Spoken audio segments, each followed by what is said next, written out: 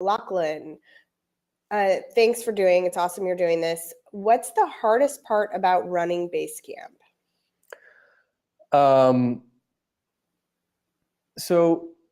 The hardest thing is, as we've gotten bigger, and we're still relatively small, I think it's considered 50 people, very small company as far as the number of people we have here.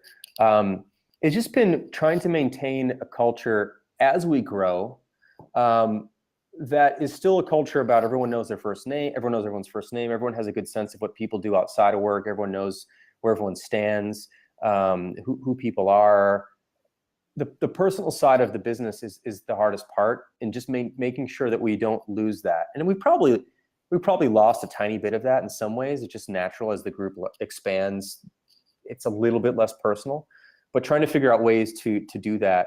That's one thing. The other thing that's just increasingly challenging is it used to be that everybody in the company was just in the loop about everything, because it just naturally they were, because we had like 8 people. So right. At a certain point, it becomes interesting to make decisions about when something is for everyone's consumption, when something is just for a small portion of the company's consumption. Not that you're trying to hide anything from anybody, but just that it's not necessary to bring everybody into every conversation.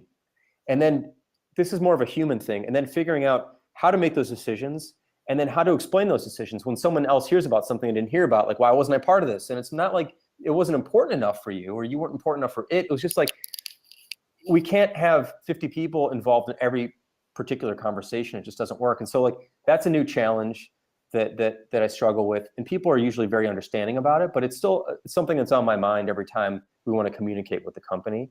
So there's things like that.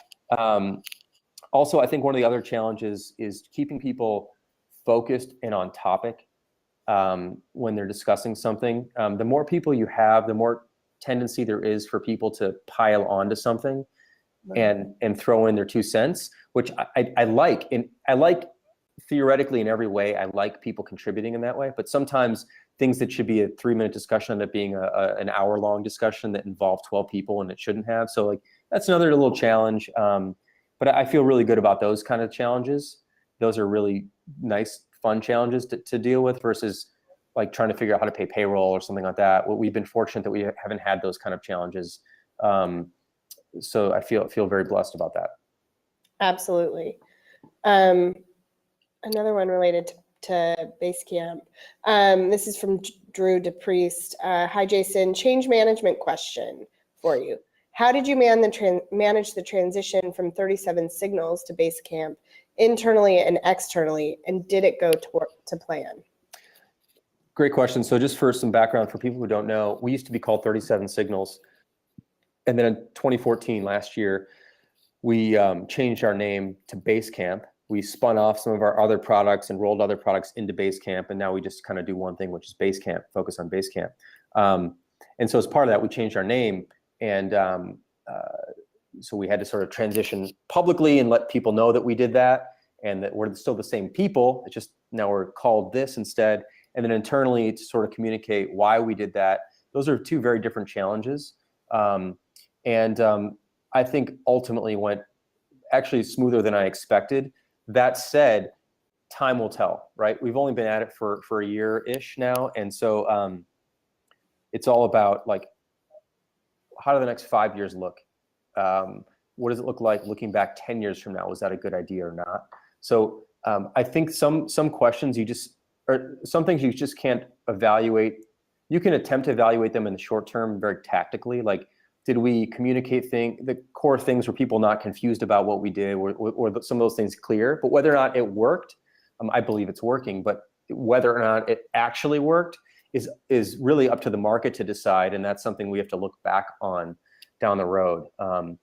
But managing the transition was, I think, at the end of the day, I actually believe in many cases you can over-communicate. But in this kind of case, I don't think you can over-communicate. So I think you're better off sharing and telling the story and explaining things as thoroughly and as regularly as possible throughout the process, so nobody wonders at any moment what comes next and what happens then and what happens if. So dealing with a lot of the what ifs, and sort of we put together a really extensive FAQ around this that was sort of trying to be proactive about some of the questions we actually thought people would ask. Since, first of all, FAQs are usually BS because they're written ahead of time before anyone actually asks a question. So they're not frequently asked. They're like anticipatorily asked questions. But we had to do that. But a lot of it was we were trying to ask the hard questions, because you can always ask, and people like often FAQs are very much like marketing speak. It's like, do we really not have to pay for this? It's like, no one actually asked that question, but people are using them to like make it look like their product is very affordable and stuff like that. Like, I can't believe you get all these things. Is that true? Like, that's not actually a question people ask. People want to know, like, well, what happens if, and what happens when, and will this go away, and will anyone be confused, and what will my customers think? You know, like, you really want to ask those or answer those difficult questions. So we went pretty far in trying to make sure that that was as clear as possible. Great. Yeah. Anyway.